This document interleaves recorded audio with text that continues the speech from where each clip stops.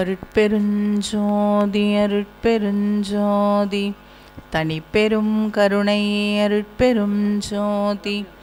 எல்லா உயிர்களும் இன்புற்று வாழ்க, வள்ளல் மலரடி வாழ்க வாழ்க.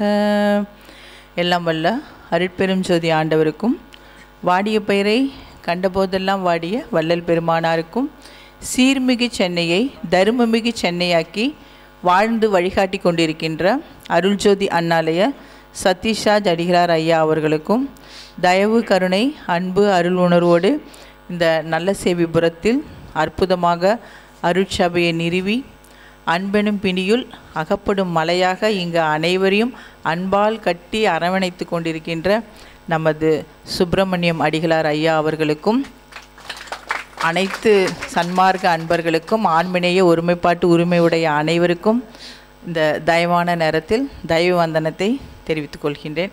ரொம்ப மகிழ்ச்சியாக இருக்குது. நிறைய சன்மார்க்க அமைப்புகளில் மேடையில் பேசுகிறவங்க இருப்பாங்க. மக்கள் ஒரு 4 பேர் இருந்தாலே பெரிய விஷயமா இருக்கும். ஐயாவோட அன்பு ரொம்ப பெருசாக இருக்கிறதுனால இங்கே அன்பர்கள் எல்லாமே நிறைஞ்சி இருக்காங்க. அப்படியே வள்ளல் பெருமானார் அவர் அருட்பால உரைநடை பகுதியில் ரொம்ப அற்புதமாக விளக்கம் கொடுத்துருப்பாங்க. சுப்பிரமணியம் அதோட விளக்கம் என்ன அப்படின்னு சொல்லிட்டு ஐயா அழகாக சொல்லியிருப்பாங்க. அந்த சுப்பிரமணியத்தோட விளக்கமே எதுவாக இருக்குன்னு சொன்னால், அந்த 6 திரட்சி, அந்த 6 ஆதாரங்கள்ல இருந்தும் ஒரு அருட்சக்தி காரியப்பட்டு, அந்த அருட்சக்தி காரியப்படுற இடத்துல உயிர் சக்தி ஆன்மாவோட அருள் பெற்று அருள் பரிபூரணமாக ஒரு மணியாக திரட்சி பெற்றிருக்குங்களா, அந்த ஒரு பெரிய அருள்நிலை தான் சுப்பிரமணியம் அப்படிங்கிற தத்துவத்தை நம்மளோட ஐயா உரைநடை பகுதியில் ரொம்ப அழகாக விளக்கம் கொடுத்துருப்பாங்க. அதனால் அந்த விளக்கத்துக்கு உரிய ஆத்மாவாக இறைவன் இவரை தேர்வு பண்ணி, அந்த சுப்பிரமணியம்ங்கிற விளக்கம் எப்படி பெருமானார் உரைநடை பகுதியில் சொல்லியிருக்காங்களோ, அதே போல் வள்ளல் பெருமானாரோட அந்த விளக்கங்களை எல்லாம், அந்த கோட்பாடுகளை எல்லாம் இந்த சன்மார்க்கத்தில் எல்லாரும் பயணிக்கணுங்கிற அந்த பெரிய தயவு பெருந்தயவாக இருக்கணும்னு சொல்லிட்டு ஐயா சொல்கிறாங்க. தயவு தான் என்னை ஏறா நிலைமிசை ஏற்றியதுன்னு சொல்லிட்டு, அந்த தயவுக்கு ஒரு உருக்கமான ஆத்மா ஐயா. சாதாரணமானவர் இல்லை ஐயா. பல்லாண்டு பல கோடி நூறாண்டு எல்லாமே எல்லா காலத்துலேயும் எல்லா வளத்தையோடையும் நிறைஞ்சி விளங்கணும். நம்ம எல்லாரோட எண்ணமுமே அதுதான். ஏன்னா அவர் நமக்கு வாழ்ந்து வழிகாட்டு கொண்டு இருக்கிறார். இப்படி தான் வாழணும் ஒரு மனுஷங்க அப்படின்னு சொல்கிறதுக்கு உதாரணமான ஒரு உத்தம புருஷன் ஐயா. அவர் சொல்கிற சன்மார்க்க கொள்கைகள்லாம் ஐயா நிகழ்ச்சிக்கு இங்கே ஏற்பாடு பண்ணியிருக்காங்க. நாம் நிகழ்ச்சிக்கு வந்தோம், ரொம்ப நல்லா இருந்துச்சு. ஐயா மேலே எனக்கு அன்பு இருந்தது. அந்த அன்பு காரணமாக நிகழ்ச்சிக்கு வந்தோம். எல்லோரும் நல்லா பேசினாங்க. அடுத்தது ஐயாலாம் நாம் எல்லார்கிட்டையும் இருக்கிற சில நல்ல நல்ல உணர்வுகளெல்லாம் நாம் எடுத்துக்கணும். ஐயா நிறைய விளக்கம் கொடுத்தாங்க. நம்மளோட சத்தியமூர்த்தி ஐயாவும் நிறைய நல்லதெல்லாம் சொன்னாங்க. ஐயாவும் சொன்னாங்க, நாம் சன்மார்க்கத்தில் கடைபிடிக்க வேண்டியது ரொம்ப அவசியம்னு சொல்லிட்டு. அதில் அவர் சொன்னார், நம்ம வந்தோடனே எல்லோரும் வாங்க வாங்க வாங்கன்னு சொன்னாங்க. அப்புறம் அது ஒரு நாகரிகமாக இருக்காது. நான் அதுக்காக தான் அப்படியே அங்கே பின்னாலேயே உக்காந்துக்கிறேன்னு சொன்னேன். ஏன்னா ஒரு பேச்சு நடக்கும்போது ஒரு சலசலப்பு இருக்கக்கூடாது. அப்படி சலசலப்பு இருந்துருச்சுன்னா அது நிகழ்ச்சிக்கே ஒரு சிறப்பு இருக்காது, பேசுகிறவங்களுக்கும் ஒரு மரியாதை இருக்காது. அவர் யார் வந்தாலும் நம்ம ஒரு நல்ல கருத்துக்கள் நம்ம கேட்கும் பொழுது முதல்ல நமக்கு எதுவுமே கான்சன்ட்ரேஷன் வைக்கணும். நம்ம வாழ்க்கையில் ஒரு பெரிய அருள்நிலைக்கு போகணும், பெருமானாரோட சன்மார்க்கத்தை ஒரு தெளிவாக நம்ம கடைபிடிக்கணும்னு சொன்னால் எதுலேயுமே முழுமையாக கவனிக்கணும். என்ன சொல்கிறாங்க, என்ன உள்ளார்ந்த அர்த்தம் அதில் இருக்குது. இப்போ ஐயா கூப்பிட்டாங்க, வந்திருக்கோம். நம்ம காதை எங்கேயோ வச்சுக்கிட்டு மனசை எங்கேயோ வச்சுக்கிட்டு இங்கே இருக்கக்கூடாது. என்ன சொல்கிறாங்க அப்படிங்கிறத முதல்ல கவனிக்கணும். கவனித்து ஒரு குழந்தை நல்லா மார்க்கு, இப்போ எல்லாருமே எங்கள் குழந்தை ஸ்கூல் ஃபஸ்ட்டு வந்துருச்சு அப்படின்னு சொல்லிட்டோம், நிறைய மார்க் எடுத்துட்டாங்க, நீ படிக்கணும் மார்க் எடுக்கணும்னு சொல்லிட்டு நினைக்கிறோம். அப்போ நாம் எவ்வளோ மார்க் எடுக்கணுன்றது அவசியமாக இருக்குது. நம்ம குழந்தைங்க உலகியலில் படித்து மார்க் எடுத்தால் தான் அவங்க பெரிய நிலைக்கு வருவாங்க நம்ம யோசிக்கிறோம். அப்போ அருளியெல்லாம் நாம் நிறைய மார்க் எடுக்கணும்ல. அந்த மார்க் நம்ம நிறைய எடுக்கணும். நம்ம என்ன படிப்பு படிக்கணும்னா சன்மார்க்க படிப்பு படிக்கணும். அந்த சன்மார்க்க படிப்புக்காக தான் ஐயா இப்படிலாம் ஒரு நிகழ்வு நடத்துகிறாங்க.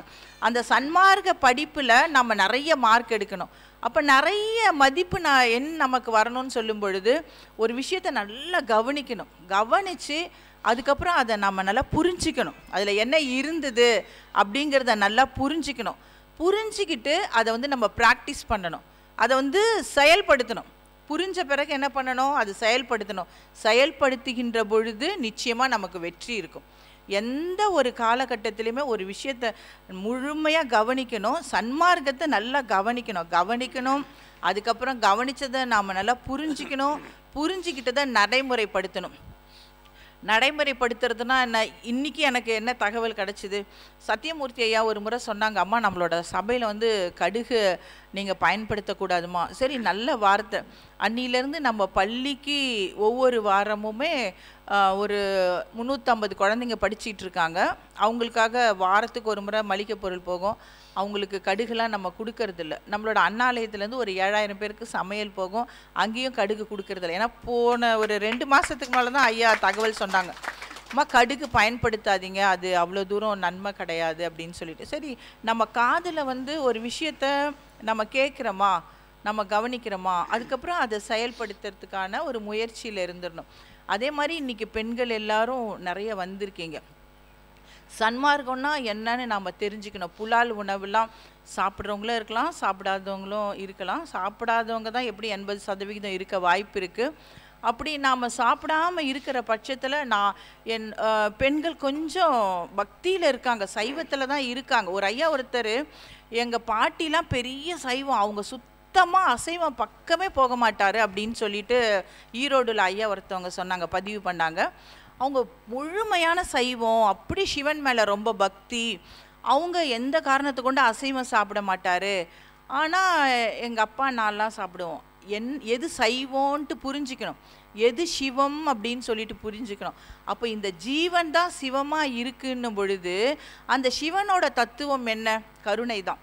சிவனோட தத்துவம் எதுவாக இருக்குது? கருணை தான். இந்த பேரருட் பரம்பொருள் எப்படி இருக்குன்னா கருணையே வடிவாக இருக்கார், தனிப்பெரும் கருணையாக இருக்குது. அப்போ தனிப்பெரும் கருணையாக இறைவன் சிவமாக இருக்கும் பொழுது அந்த சிவம் இந்த ஜீவனுக்குள்ளேயே இருக்குன்ற உணர்வு இருக்கும் பொழுது அதோட கருணை தானே எனக்கு இருக்கணும், அதோட கருணை தானே எனக்கு இருக்கணும். அப்போ சிவம் வேறு, நான் வேறு கிடையாது. அப்போ அதோட கருணை எனக்கு இருக்கணும்னும் பொழுது அதோட பிள்ளையாக இருக்க நானும் என்ன பண்ணணும்? அது எல்லாருக்குள்ளேயும் விளங்குது. ஐயா கிட்ட மட்டும்தான் இருக்குது, அம்மா கிட்ட இல்லை, அம்மா கிட்ட மட்டும்தான் இருக்குது, ஐயா கிட்ட இல்லைன்னு சொல்ல முடியாது.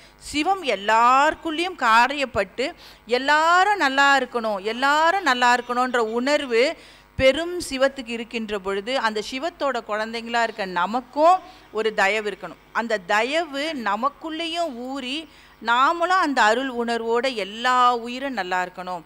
எவ்வளோ தூரத்துக்கு பிரம்மாண்டமான அருள் உணர்வோடு இருக்கிறோமோ, எவ்வளோ பெரிய தயவை உருக்கத்தோடு வளர்த்து கொள்கிறோமோ அவ்வளோ தூரத்துக்கு நமக்கு அருள் காரியப்படுது.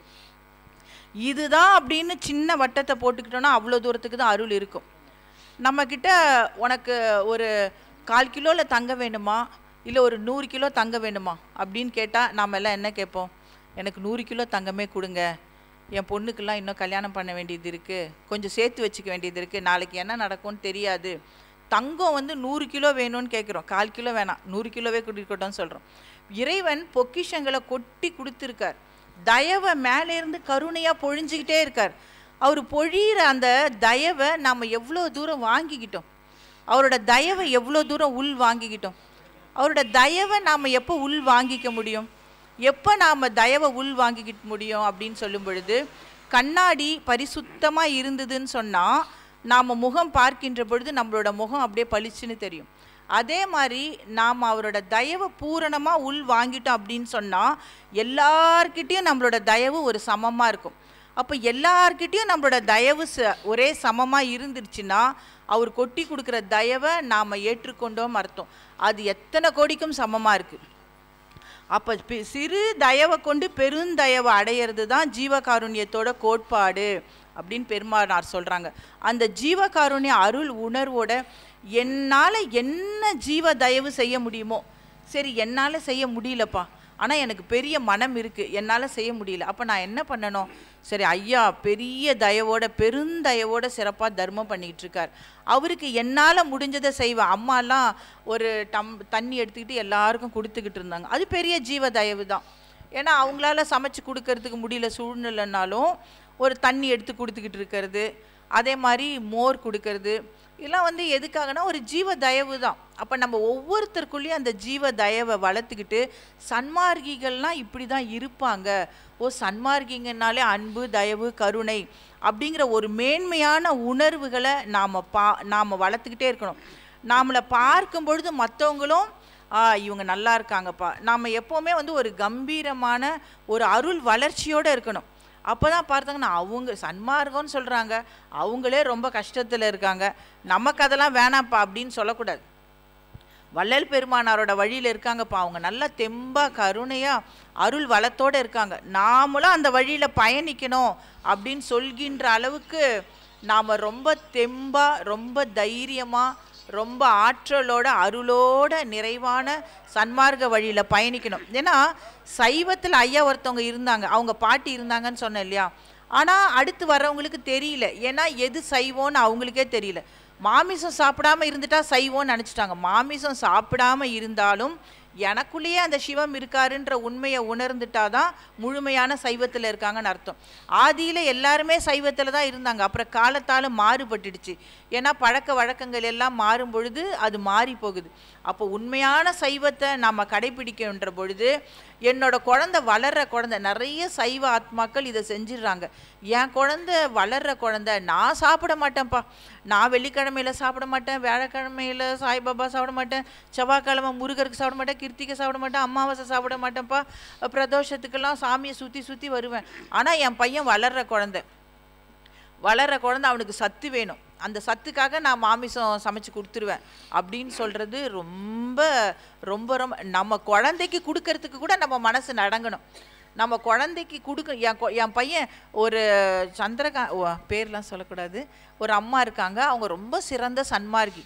அவங்க அருட்பாவை ரொம்ப சிறப்பாக அவங்க சபையில் தினம் அருட்பா படிப்பாங்க, அதுக்கான விளக்கம்லாம் எழுதியிருக்காங்க, எல்லாமே சிறப்பாக படிக்கிறாங்க. அவங்க சொல்கிறாங்க, என் பையன் மட்டும் ஒரு நாளைக்கு ஒரு முட்டை டெய்லி சாப்பிட்ருவாம்மா, எனக்கு அப்படியே நடுங்கிடுச்சு. அட சாமி, அப்புறம் படிக்கிறது ராமாயணம், இடிக்கிறது பெருமாள் கோயில் மாதிரி இருக்கே அப்படின்னு சொல்லிட்டு.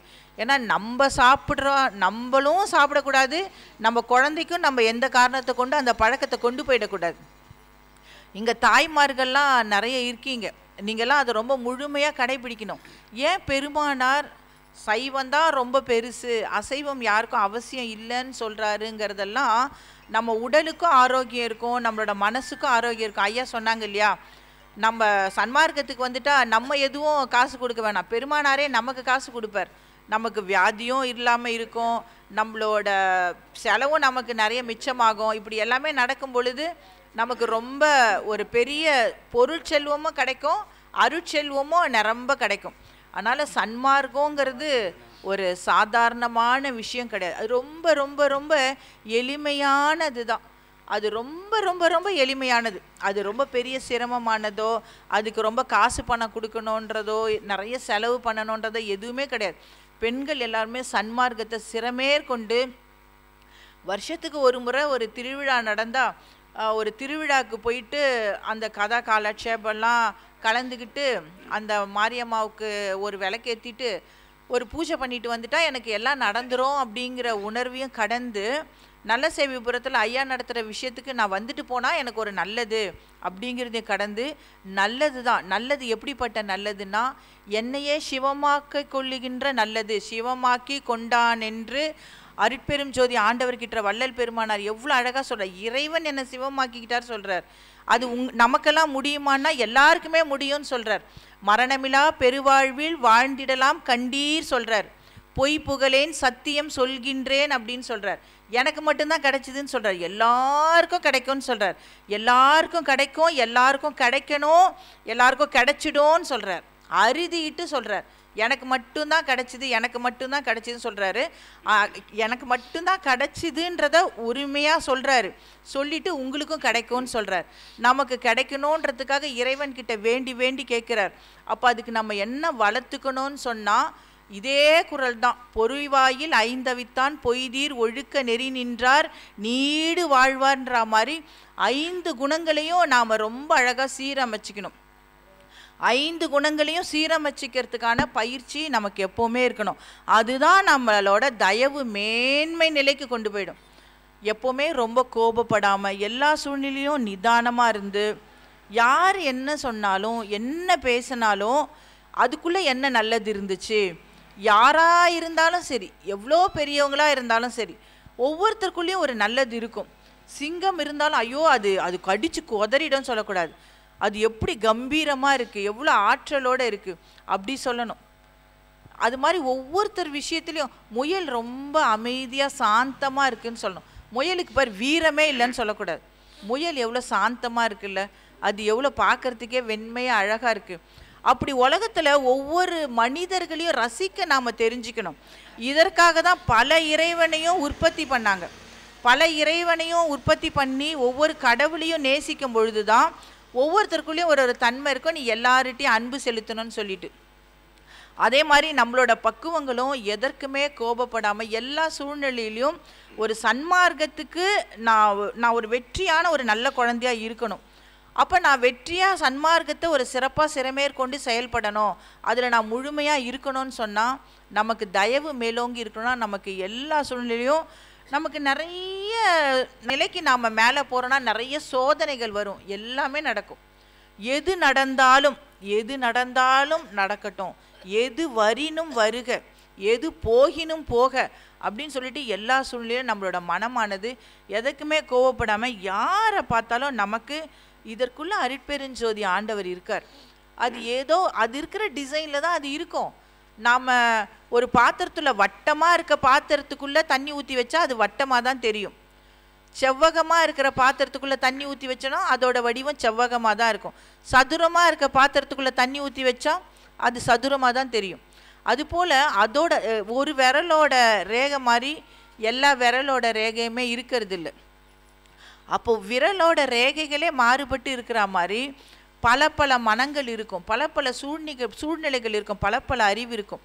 அப்போ ஒவ்வொருத்தருக்குள்ளேயும் எந்த அறிவு காரியப்பட்டிருக்கோ அந்த அறிவு நிலையிலிருந்து தான் யாருமே செயல்பட முடியும், யாருமே வாழ்க்கையில் பயணிக்க முடியும்னும் பொழுது அந்த 5 அவித்தான், அந்த 5ஐயும் தவிர்க்கணும். நமக்கு அதிகபட்சமான கோபம் இருக்கக்கூடாது, அதிகபட்சமான காமம் இருக்கக்கூடாது, அதிகபட்சமான வஞ்சம் இருக்கக்கூடாது, அதிகபட்சமான பேராசை இருக்கக்கூடாது, அதிகபட்சமான கவலை, இந்த மாதிரி மனசு எதுவுமே இல்லாமல் எல்லா சூழ்நிலையிலையும் அருட்பெருஞ்சோதி ஆண்டவரோட தயவு எனக்கு மேலோங்கி இருக்கணும். யாரை பார்த்தாலும் அவர்களுக்குள்ள என்ன நல்லது இருக்குது, அவர்களுக்குள்ள என்ன நல்லது இருக்குது, அது நல்லதுன்னா நம்ம எடுத்துக்கணும். அது நமக்கு அவசியம் இல்லைன்னா அது அவரோட குணம்னு சொல்லிட்டு நாம் அவரோட குணத்தை விட்டுட்டு நாம் ஒரு மேன்மைக்கு போனோம். அதுக்கடுத்தது சன்மார்க்கத்தில் ஒருத்தவங்க உயர்த்துறதுக்காக இருக்காங்கன்னு சொன்னால், ஒருமையுடன் எனது திருமலரடி நினைக்கின்ற உத்தமர்த்தம் உறவு வேண்டும்னு ஐயா ரொம்ப அழகாக அண்டர்லைன் பண்ணுறாங்க. அந்த அண்டர்லைன் பண்ண விஷயம் ஒருமைங்கிற அதே அந்த கோடு போட்ட இடத்த நாம் எல்லாருமே சிறமேற்கொண்டு ஒருமையுடன் எனது திருமலரடி நினைக்கின்ற உத்தமர்த்தம் உறவு வேண்டும்ன்ற மாதிரி யார் ஒருமையாக சன்மார்க்கத்தில் சிறந்த நல்ல விஷயங்களெல்லாம் சொல்லி கொடுக்குறாங்க, யார் ஒருமையோட எல்லாரையும் அரவணைச்சி அன்பு தயவோட அந்த பாதையில் பயணிக்கிறாங்களோ அவங்கள நாம் எல்லாம் இறுக பற்றி கொண்டு, நம்மளோட சுப்பிரமணியம் ஐயாலாம் அதற்கு ஒரு நல்ல உதாரணம். அவர் என்ன பாதை அமைச்சு கொடுக்குறாரு அப்படிங்கிறதெல்லாம் நம்ம கடைப்பிடிச்சு கொண்டு அதில் நாம் பயணிக்கும் பொழுது நம்மளோட வாழ்க்கையானது ரொம்ப இனிமையாக இருக்கும். நம்ம எப்போவுமே சன்மார்க்கத்தில் எல்லாத்தையுமே கவனித்து அதில் பயிற்சி எடுத்துக்கோங்க. இங்கெல்லாம் என்ன சொல்கிறாங்க, பெரியவங்களாம் என்ன சொன்னாங்கன்றதை நல்லா கவனித்து அதில் பயிற்சி எடுத்து ஜீவகாருண்யத்தில் நல்லா சிறப்பாக பயணித்து மரணமில்லா பெருவாழ்வுன்னு வள்ளல் பெருமானார் சொன்ன அந்த நிலை எனக்கு கிடைக்கும்ன்ற ஒரு பெரிய நம்பிக்கையோட நம்மளுடைய வாழ்க்கையானது அருட்பயணம் மேற்கொண்டு எல்லாராலையும் எல்லாமே முடியும். நான் ஏதோ சாதாரணமான ஆத்மா அப்படின்னு சொல்லிட்டு நினச்சிடாதீங்க. அருட்பெருஞ்சோதி ஆண்டவர் எனக்குள்ளே சிறப்பாக காரியப்படுறாரு, தயவை நான் மேன்மையாக எடுத்துக்கணுங்கிற நான் பெண்ணாக தானே இருக்கேன், என்னால் முடியுமா அப்படின்ட்டுலாம் நாம் நினைக்கக்கூடாது. வள்ளல் பெருமானார் எந்த பேதமே சொல்லாமல் எல்லாருக்கும் எல்லாமே முடியும்னு சொல்கிறார். அந்த முடியுங்கிற நாம் எதையுமே நெகட்டிவாக யோசிக்கவே கூடாது. இந்த உலகம் இதோடு அழிஞ்சு போயிடும், இது அதுக்கப்புறம் வளராது, என்னோட குடும்பத்தோட விஷயமே ரொம்ப கஷ்டம்தான், எனக்கு எதுவுமே சரி கிடையாது அப்படிலாம் நம்ம யோசிக்கவே கூடாது. எப்பவுமே நம்மளோட உணர்வு எப்படி இருக்கணும்னு சொன்னால், எதுவுமே நடக்கும், எதுவுமே முடியும், எதுவுமே சிறப்பாக மட்டும்தான் இருக்கும். அப்படிங்கிறதுல முடியாதுன்னு என்னால் சொல்ல முடியாதுன்னு நம்ம இருக்கணும். முடியாதுன்றத நான் எப்பவுமே சொல்ல முடியாது, எதுவுமே முடியுன்றதை மட்டும்தான் என்னால் சொல்ல முடியும் அப்படின்னு நம்ம எல்லாரும் சன்மார்க்கத்தில் சிறப்பாக பயணிக்கணும். வருங்காலம் சன்மார்க்கம் தான் சொல்லிட்டு வள்ளல் பெருமானார் சொன்னார். அவர் சொன்ன வார்த்தை என்றைக்குமே பொய்க்காது. இப்போவே திருவருள் காரியப்பட்டு நமக்கு எல்லாருக்குமே தெரியும், ஒரு பங்குனி மாதத்தில் எவ்வளோ பெரிய கத்திரி நட்சத்திரத்தில் அப்படியே சும்மா சித்திரை மாதம்லாம் முன்கத்திரி பின்கத்திரிக்கெல்லாம் ஒரு வெப்பமே இல்லை, அப்படியே ஒரு அற்புதமான ஒரு சூழல், ஒரு நல்ல அமுத காற்று, ஒரு குளிர்ச்சியான சூழ்நிலை, நல்லா மழை பெஞ்சு பூமியே சிறப்பாக இருக்குன்னா என்ன காரணம்? தர்ம தேவதை அவ்வளோ ஆனந்தப்படுறாங்க, தர்மம் எல்லா பக்கமும் வளர்ந்து இருக்கு, மக்கள் எல்லாம் ரொம்ப சிரமப்படுத்தக்கூடாது. இதுவே எவ்வளோ பெரிய சாட்சி பாருங்க. ரொம்ப சிரமப்பட வேணாம், எல்லாரும் ரொம்ப நல்லவங்களாயிட்டாங்க. நம்மள பெருமையாக சொல்லிக்கணும், நல்லார் ஒருவர் உளரேர் அவர் பொருட்டு எல்லோருக்கும் பெய்யும் மழை. அப்போ நல்லார் பலர் ஆயிட்டாங்க. அப்போ பலர் நல்லவங்களா ஆயிட்டதுனால தான் இறைவன் அப்படியே பலர், அப்போல்லாம் பலர் சிலராக இருந்தாங்க, அதனால தான் சித்திரை மாதம்லாம் வெயில் அதிகமாயிட்டாங்க.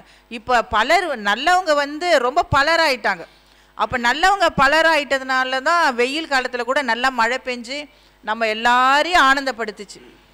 இப்போ இந்த வருஷம் பெரிய மழை, பெரிய அளவுக்கு வெயிலோட தீட்சண்யம் இல்லவே இல்லைன்னு சொல்லணும். அப்போ நாமெல்லாம் ரொம்ப பெருமையாக எதையுமே ரொம்ப உயர்வாக நினச்சிக்கிட்டே இருக்கணும். அது ரொம்ப அவசியம். என்னோட குடும்பத்தில் நான் ஒரு பெரிய நிலைக்கு போகணுன்னாலும் சரி, என்னோட ஊர் நல்ல நிலைக்கு வரணுன்னாலும் சரி, என்னோட பிள்ளைங்க நல்ல நிலைக்கு வரணுன்னாலும் சரி, என்னை சுற்றி எல்லாரும் நல்லா வரணுனாலும் சரி, சன்மார்க்கம் நல்லா வரணுனாலும் சரி, எதுவுமே நடக்கும், எதுவுமே நடந்துடும், எதுவுமே அழகாக இருக்கும், எதுவுமே சிறப்பாக இருக்கும். அந்த உணர்வை நாம் எல்லாருமே வளர்த்துக்கணும்.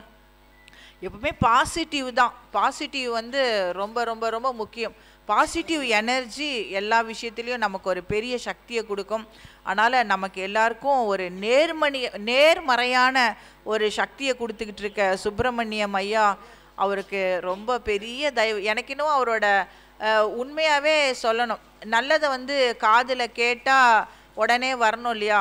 இந்த குழந்தைக்கு ரொம்ப சிரமம், இவங்களை நம்ம சிரமப்படுத்தக்கூடாது, அன்பு மிகுதி இருந்தாலும் ஐயா என்னை வாமான்னு கூப்பிடலன்னா எனக்கு சிரமம் இருக்கக்கூடாது அப்படிங்கிற ஒரு பெரிய சென்னையிலேருந்து அவங்களே நிறைய அலைச்சலாக இருக்காங்க, அவங்கள சிரமப்படுத்தக்கூடாதுன்னு சொல்லிட்டு ஐயா இந்த நிகழ்ச்சிக்கு சொல்ல. ஆனால் எனக்கு நம்மளோட அம்மா அவங்களுக்கு தான் நான் ஒரு பெரிய நன்றி சொல்லணும்.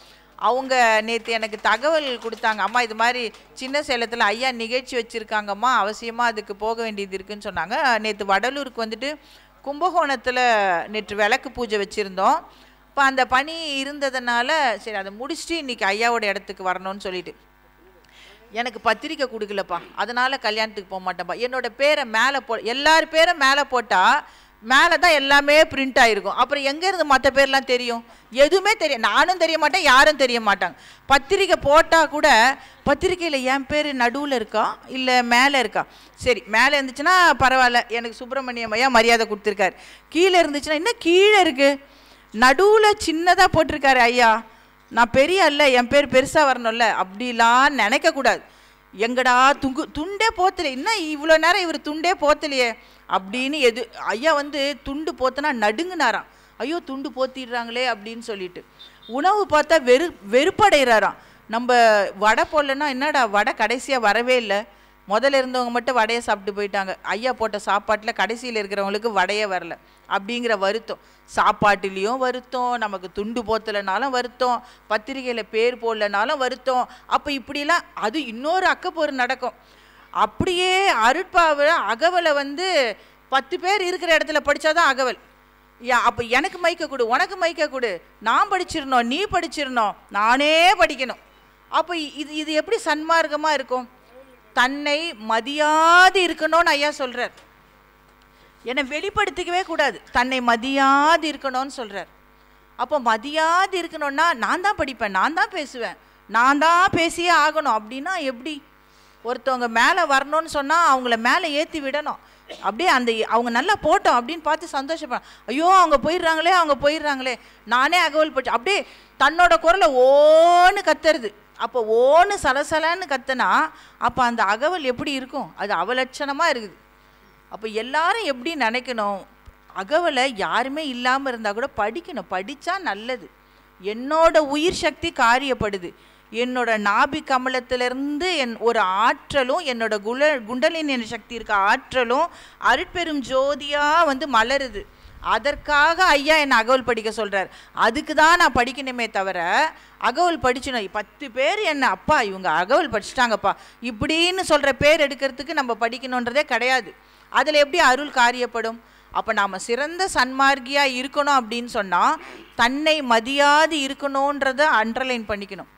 நாம் முதல்ல எல்லாத்தையும் கவனிச்சுட்டு அதன் பாதையில் பயணிக்கும் பொழுது தன்னை மதியாது இருக்கணுன்றது ரொம்ப முக்கியம். எதுவுமே எனக்கு பெருமையே வேண்டாம். எனக்கு எதுக்கு பெருமை? வானம் பிரம்மாண்டமாக இருக்குது, இந்த ரோடெல்லாம் அவ்வளோ அழகாக போட்டிருக்காங்க. அந்த போட்டுருவங்கெல்லாம் நான் தான் போட்டேன், நான் வெயிலே நின்று இருப்பேன்னு சொல்லிட்டு நிற்க முடியுமா? அவங்க போட்டுட்டு போயிட்டாங்க, நம்ம பாட்டு ஜம்முன்னு வரோம். அப்போ எதுக்கு பெருமை காண்பிக்கணும்னு நினச்சோன்னா நம்ம தான் காஞ்சி தீஞ்சு போகணும். அதை விட அடக்கமாக மறைவாக இருந்தோன்னா ரொம்ப சிறப்பாக இருக்கும். தன்னை மதியாது இருக்கணுன்றது சன்மார்க்கத்தில் நம்மளாம் கொட்டிக்கணும். எங்கேயாச்சும் ஐயோ பெருமையாக சொன்னாங்கன்னா ஐயோ என்னை பெருமையாக சொல்கிறாங்களே எதுக்குப்பா இது, நான் எதுவுமே இல்லையே. எல்லாருமே எங்கே போனாலும் அம்மா மணிமேகலை மாதிரி சாப்பாடு, அங்கே நைட்டு 2 மணிக்கெலாம் எழுந்து காலையில் விடிய அப்படியே வலியோடு அவங்களாம் சமைச்சி அழகாக அற்புதமாக சமைச்சி பாடுபட்டு உழைச்சி வேர்வை சிந்த வேர்த்து போக நெருப்பில் நின்று சமைச்சி ஒரு 11 மணிக்கெல்லாம் சாப்பாடு கொடுத்து காலையில் 5:30 மணிக்கு 6 மணிக்கெல்லாம் வெயிட்டை தூக்கி ஒரு 100 ட்ரம்மு டெய்லி சமைக்கிறாங்க. 100 ட்ரம்மு வெளியில் போகுதுன்னா கொளுத்துற வெயிலாக இருந்தாலும் மழை அடித்தாலும் புயல் அடித்தாலும் சமைச்சு எல்லாமே செஞ்சு கொடுத்துக்கிட்டு இருக்காங்க. அவங்களாம் வெளியிலே தெரியறதில்ல பாருங்கள். வெளியில் இப்படி ஒலாத்திக்கிட்டு வட்டுற என்னதான் அம்மா சோறு போடுறாங்கன்னு சொல்கிறாங்க. ஆனால் அவங்களாம் பாடாப்பட்டுக்கிட்டு இருக்காங்க. நான் எல்லாரையும் அப்படி நல்லா பார்த்துட்டு போயிட்டுருக்கேன். அவ்வளோதான் வேறு ஒன்றுமே செய்யலை, வேறு எதுவுமே செஞ்சேன்னு சொல்கிறதுக்கு எதுவுமே இல்லை. ஆனால் உழைக்கிறவங்க எவ்வளோ பேர் நல்ல மனசோட ஐயோ அண்ணாலயத்தில் தர்மம் நல்லா வளரணும்னு சொல்லிட்டு அரிசி பருப்பு எல்லாம் அவங்களால முடிஞ்ச அளவுக்கு கொடுத்துக்கிட்டு இருக்காங்க. அவங்கெல்லாம் பெரியவங்க மறைஞ்சிதோ ஐயா ஒருத்தர் உக்காந்துட்டு இருக்காரு பாருங்க, வள்ளலார் மாதிரி. அவரெல்லாம் எப்படி தன்னை மறைஞ்சி மதியாமல் இருக்கிறார். இதுதான் அருள்நிலை. ஏற்றுக்கோங்கய்யா எனக்காக. எப்படி வாழ்ந்துட்டு இருக்காங்க பாருங்க. இதுதான் ஒரு பெரிய அருள்நிலை. இதுதான் சன்மார்க்கம். நான் தான் பேசணும், நான் எனக்கு போத்தியே ஆகணும், என் பேர் தான் வரணும். அப்போ சன்மார்க்கம்னா எது சன்மார்க்கம்னு தெரிஞ்சுக்கிட்டு அந்த பாதையில் நாம் எல்லாருமே வீறு நடை போடணும். பெண்கள் எல்லாருமே சிறமேற்கொண்டு பெண்களால் தான் சன்மார்க்கத்தை நல்லா கொண்டு வர முடியும். ஏன்னா ஒரு கணவர் அம்மாம்மா மாமிசம் சாப்பிட வேண்டாமா, சைவந்தாம்மா நல்லதுன்னு சொன்னால் உனக்கும் வேறு வேலை கிடையாது, உங்கள் சன்மார்க்கத்தில் இருக்கவங்களுக்கும் வேறு வேலை கிடையாது, அதெல்லாம் முடியாது, நான் செய்கிறத செய்வேன், நாங்கள் சாப்பிட்றத சாப்பிட்டுக்கோ, நீ வேணா அங்கே விழாலாம் நடக்கும் அதில் போய் சாப்பிட்டுக்கோன்னு சொல்லிவிடுவோம். ஆனால் நம்ம சன்மார்க்கத்தில் இருந்தோன்னா நம்ம குழந்தைங்களுக்கு சொல்லி கொடுப்போம், சாப்பிடாதீங்கப்பா இது நல்லதில்லைப்பா வேணாம்ப்பான்னு சொல்லிட்டு. அதனால் பெண்கள் எல்லாம் சன்மார்க்கத்தை கையில் எடுத்துக்கிட்டு மகாமந்திரத்தை அருட்பெரும் ஜோதியை எப்போவுமே தரிசனம் பண்ணிவிட்டு அருட்பெருஞ்சோதி மகாமந்திரத்தை நல்லா சொல்லி அகவலை நல்லா படித்து நம்மளோட உயிர் சக்தியை ஒரு அருட்சக்தியாக காரியப்படுத்தி சன்மார்க்கம் உலகெல்லாம் பரவறதுக்கு எப்போவுமே அருட்பிரார்த்தனையில் இருந்து தன் அடக்கத்தோட ஒருமை நிலையோட அந்த அருள் பரிபூர்ணமாக இருக்க அருட்பெரும் ஜோதியோட அருளை நாம் எல்லாரும் அனுபவிக்கணும். இங்கே வந்திருக்க எல்லாரும் ஐயாவோட அருள் ஆசியால் தீர்காயிலும் செல்வ பெருக்கும் நோயற்ற வாழ்வும் நுவலரும் கீர்த்தியும் சிவம் திகழ் ஞானமும் சித்தியும் பெற்று வாழ்க வாழ்க வாழ்க மகிழ்ந்து அருள் துணையால் இன்புற்று வாழ்க. இந்த ஐயாவோட விஷயம் எனக்கு ஒரு விஷயம் ரொம்ப பிடிச்சிது. அவர் நிறைய பேசினார். அதை விட அவர்கிட்ட ஒரு நல்ல விஷயம் எனக்கு பிடிச்சிது.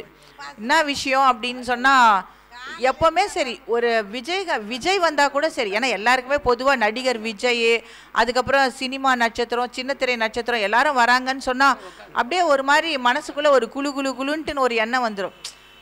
விஜய் வந்துட்டாருப்பா ரஜினி வந்துட்டாருப்பா அப்படி கமல் வந்துட்டாருப்பா அப்படின்னு சொல்லிட்டு மனசுக்குள்ளே ஒரு படபடன்னு ஒரு ஆனந்தம் வந்துடும்ல.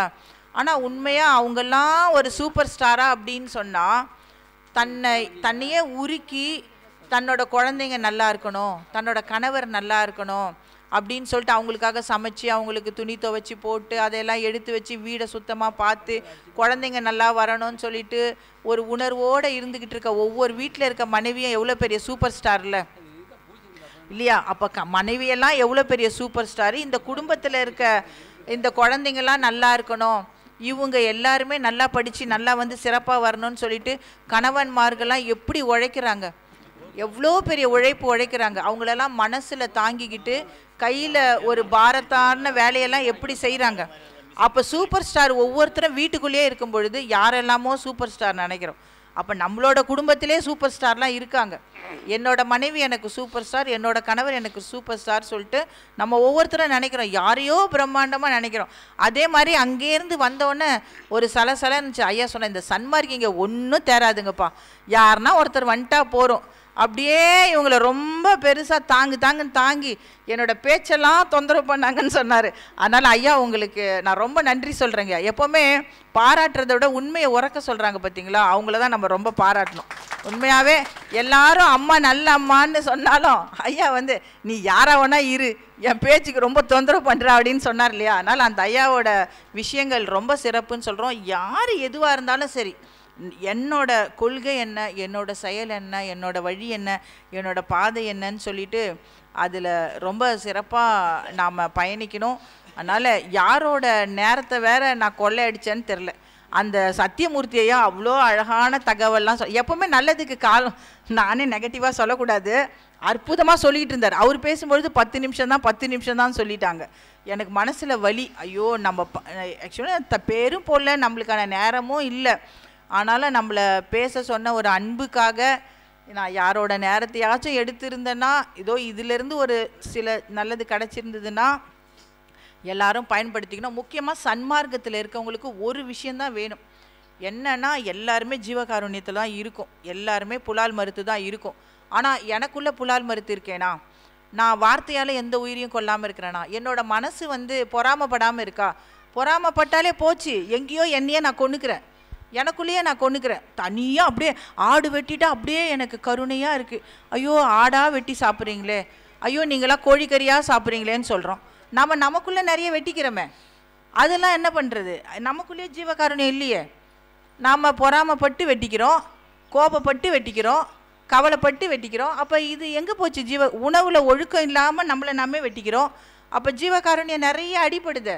அப்போ சுத்த சன்மார்க்கியா, நல்ல சன்மார்க்கியா நான் இருக்கணும், நல்ல சன்மார்க்கியா, நல்ல பேச்சு பேசி, நல்லதாகவே பேசி, நல்லதாகவே வாழ்ந்து, நல்ல செயலையே செஞ்சு, எல்லா உயிர்களுக்கும் இதம் புரிஞ்சு, எல்லா உயிர்கள்கிட்டையும் ஏதோ ஒரு நல்லது இருக்கும், என்னதான் நான் பெருசுப்படுத்திக்கணும் அப்படின்னு நினைக்காம நம்மளை வந்து மறைச்சி வாழறதுக்கும் அதுக்கான ஒரு பயிற்சியை நாம் எடுத்துக்கிட்டு, நம்மளை யாருமே மதிக்க வேணாம், இறைவன் நம்மளை மதித்தா போகிறோம் இல்லையா. நமக்கு யார் நம்மளை மதிக்கணும், அவங்க என்னை மதிக்கவே இல்லை, இறைவன்கிட்ட தான் நமக்கு மரியாதை வேணும். அவர் நம்மளை கொஞ்சணும், ஐயோ என் குழந்தை அருள் குழந்தைப்பா அப்படின்னு இறைவன் சொல்கின்ற அளவுக்கு நம்மளோட வாழ்க்கையானது ஒரு அருட்பயணமாக இருக்கணும்னு சொல்கிறது தான் நம்மளோட ஐயாவோட, அடிகளார் ஐயாவோட ஒரு சிறமேற் கொள்கை. அதை நாம் எல்லாம் சிறமேற்கொண்டு இந்த நேரத்தை உங்களெல்லாம் பார்க்குறதுக்கு ஒரு பெரிய வாய்ப்பு கொடுத்த ஐயாவுக்கும், பேசுகிறதுக்கு வாய்ப்பு கொடுத்த ஐயாவுக்கும் ஒரு சிறப்பான நன்றி சொல்லிக்கிறோம். அனைவருக்கும் நன்றி.